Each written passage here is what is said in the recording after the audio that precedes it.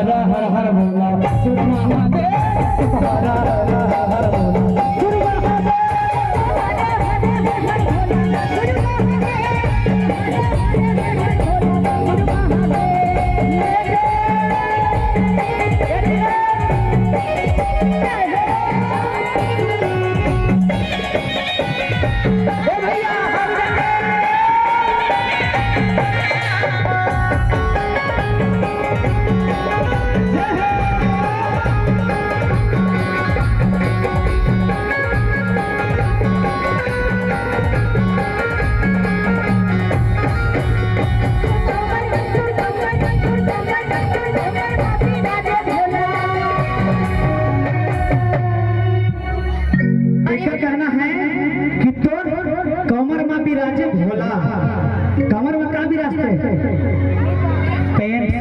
विराजते ना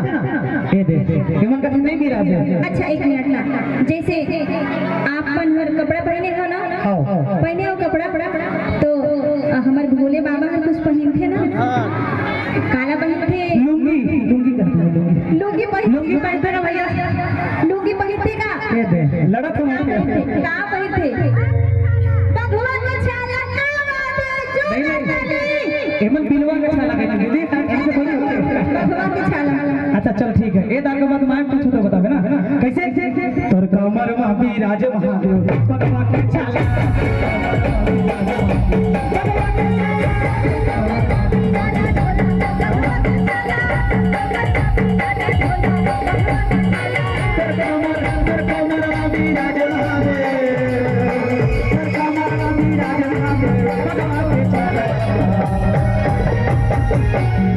इतने कहीं ना बिलवा का छाला होती कहीं ना